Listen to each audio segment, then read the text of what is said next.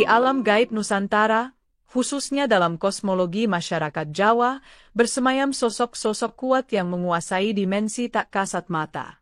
Selain sang Ratu Laut Selatan yang legendaris, Nyi Roro Kidul, terdapat pula satu nama yang disebut dengan nada gentar sekaligus penuh harap oleh mereka yang terdesak, Nyi Blorong. Ia bukanlah sekadar makhluk halus biasa, melainkan entitas dengan kekuatan dahsyat, sering disebut sebagai panglima perang atau patih kepercayaan di kerajaan gaib Laut Selatan. Wujud Nyi Blorong sungguh unik dan mencerminkan dualitas kekuatannya. Dari pinggang ke atas, ia adalah wanita dengan kecantikan luar biasa, parasnya memikat hati, kulitnya halus bercahaya, rambutnya panjang terurai. Namun, pesona itu berpadu dengan kengerian, karena dari pinggang ke bawah, tubuhnya adalah ular raksasa yang perkasa, dengan sisik yang berkilauan indah namun mematikan. Kilauan sisiknya ini, konon, bukanlah sisik biasa, melainkan jelmaan kepingan emas, intan, dan permata. Nyi Blorong dipercaya menguasai harta karun dan kekayaan yang terpendam di perut bumi. Istana gaibnya digambarkan penuh kemewahan, terbuat dari emas dan bertabur batu mulia.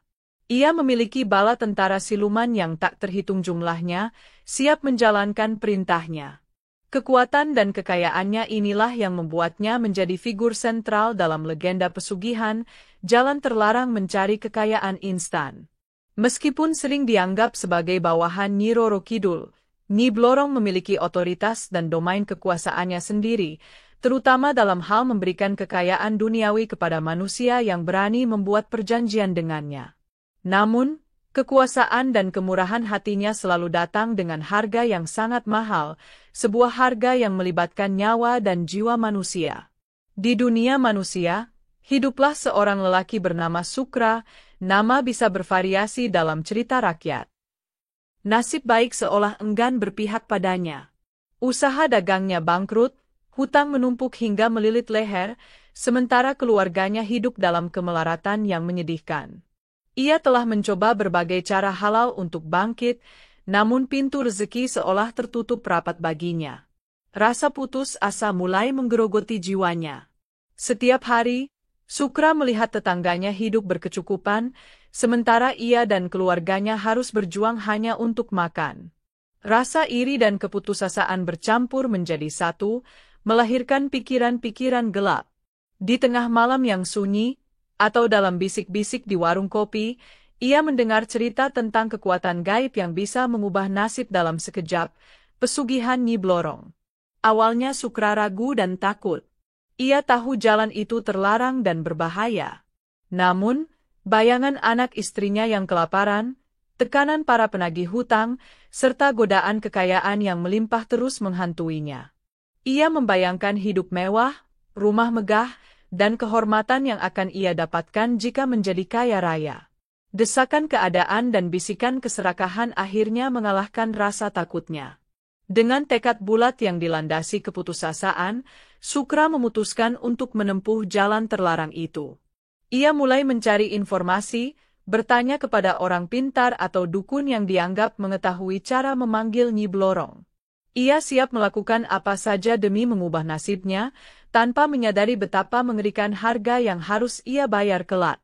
Berbekal informasi yang ia dapatkan, Sukra mempersiapkan diri untuk melakukan ritual pemanggilan.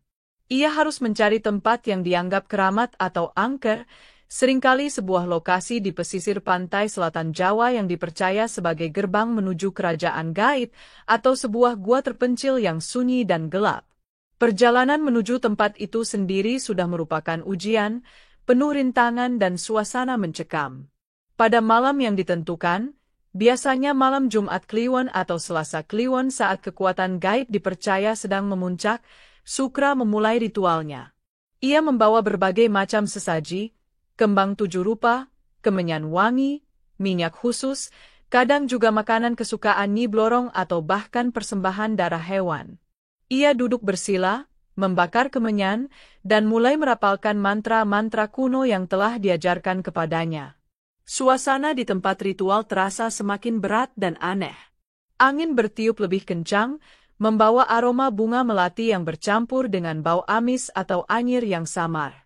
Suara-suara aneh terdengar dari kegelapan, suara desahan, tawa cekikikan, atau gemerisik makhluk tak terlihat. Sukra berusaha memusatkan konsentrasinya, mengabaikan rasa takut yang semakin mencengkeram hatinya, terus memanggil nama Nyi Blorong dalam hatinya. Ritual ini membutuhkan kesungguhan niat dan keberanian luar biasa. Tidak jarang, para pencari pesugihan gagal di tahap ini karena tidak kuat mental menghadapi ujian gaib atau gangguan makhluk halus lain yang mencoba menyesatkan. Namun, Sukra yang sudah gelap mata karena putus asa, terus melanjutkan ritualnya hingga batas kemampuannya.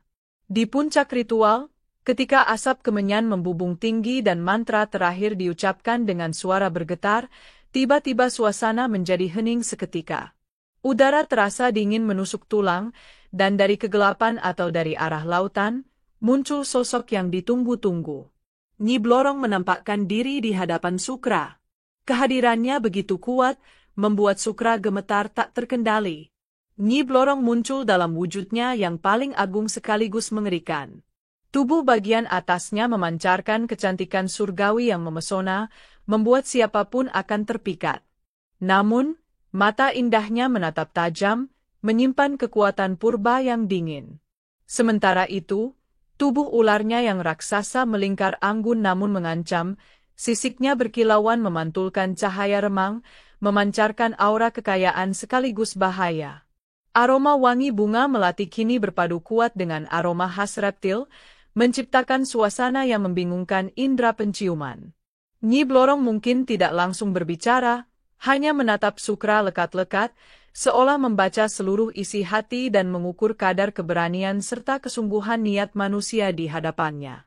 Kehadirannya saja sudah cukup untuk membuat nyali ciut.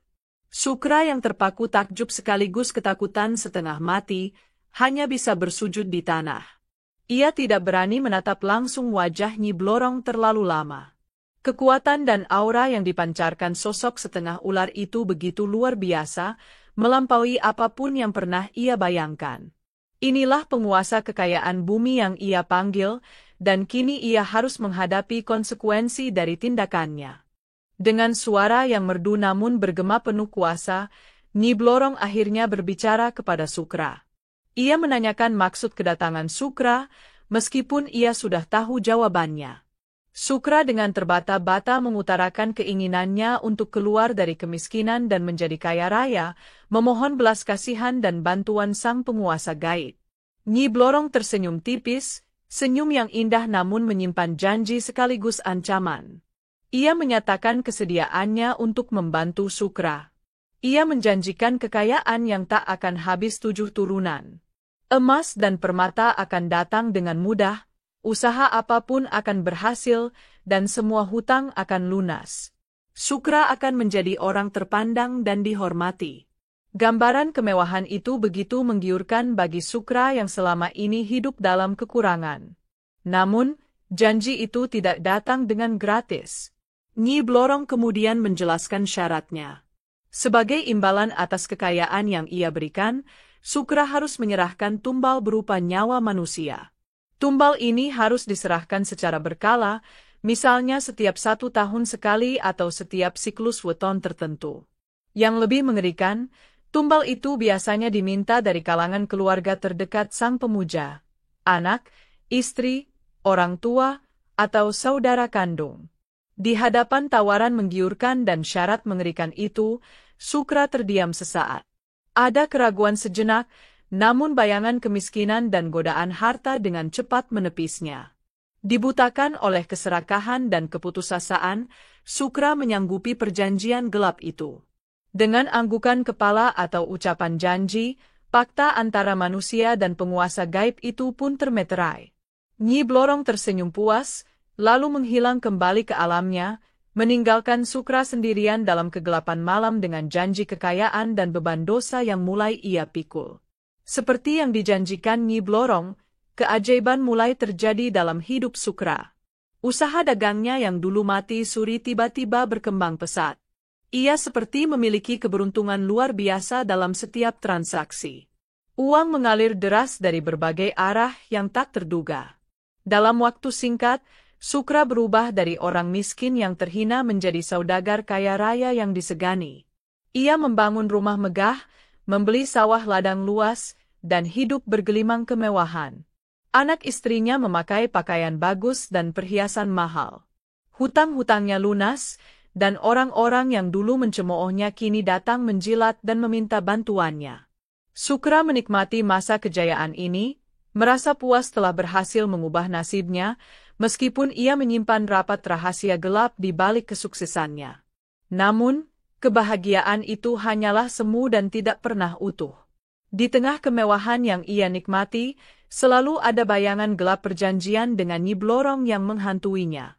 Setiap malam, tidurnya tidak pernah nyenyak, dihantui mimpi buruk tentang sosok Nyi Blorong atau tentang waktu penyerahan tumbal yang semakin dekat. Tawa riangnya seringkali terasa hampa. Semakin dekat waktu penyerahan tumbal, Sukra semakin gelisah dan ketakutan. Ia mulai memandang anggota keluarganya dengan cara berbeda, bukan lagi dengan kasih sayang murni, tetapi juga sebagai calon korban untuk Nyi Blorong. Hatinya terbelah antara cinta pada keluarga dan ketakutan akan murka Nyi Blorong jika ia gagal memenuhi janjinya. Kekayaan yang ia miliki terasa seperti bara api yang membakar jiwanya perlahan-lahan. Tibalah saat yang paling ditakuti Sukra, waktu penyerahan tumbal pertama.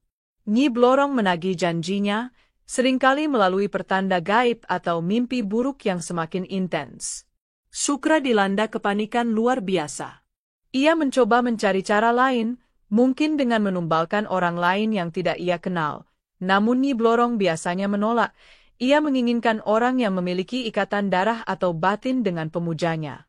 Dengan hati yang hancur dan jiwa yang tercabik, Sukra akhirnya terpaksa memilih atau merelakan salah satu anggota keluarganya menjadi korban.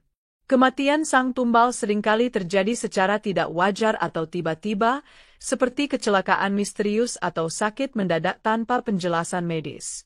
Sukra harus berpura-pura berduka di depan orang lain, padahal ia tahu persis penyebab kematian orang yang ia cintai itu.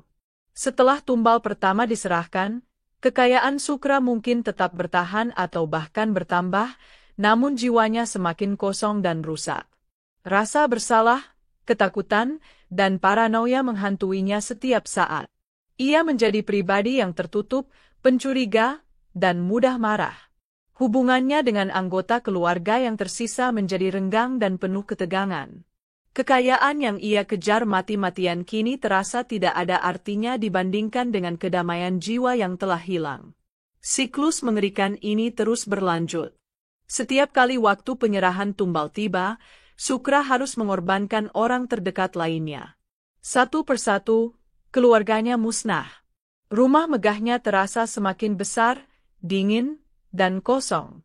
Ia hidup sendirian di tengah tumpukan harta yang tidak bisa memberinya kebahagiaan sejati, hanya rasa takut akan kematiannya sendiri dan nasib jiwanya setelah mati. Pada akhirnya, setelah semua anggota keluarga habis menjadi tumbal atau setelah masa perjanjian berakhir, giliran Sukra sendiri yang harus membayar harga terakhir. Kematiannya seringkali digambarkan sangat mengenaskan, entah karena sakit aneh, kecelakaan mengerikan, atau jiwanya diambil paksa oleh Nyi Blorong dan bala tentaranya. Hartanya yang melimpah tidak bisa menolongnya.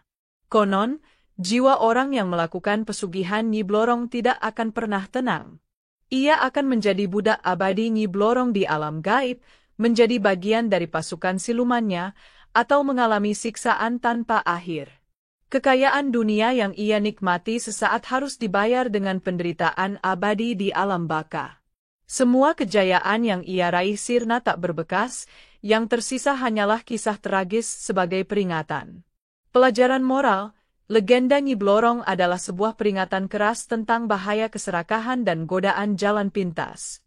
Kisah ini mengajarkan bahwa kekayaan yang diperoleh melalui cara terlarang seperti pesugihan tidak akan pernah membawa kebahagiaan sejati, melainkan hanya kehancuran dan penderitaan. Harga yang harus dibayar jauh lebih mahal daripada kenikmatan sesaat yang didapatkan. Legenda ini menekankan pentingnya nilai kerja keras, kejujuran, kesabaran, dan rasa syukur dalam mencari rezeki. Kebahagiaan sejati bukan terletak pada tumpukan harta, melainkan pada kedamaian jiwa, kehangatan keluarga, dan keberkahan hidup yang diridhai Tuhan Yang Maha Esa.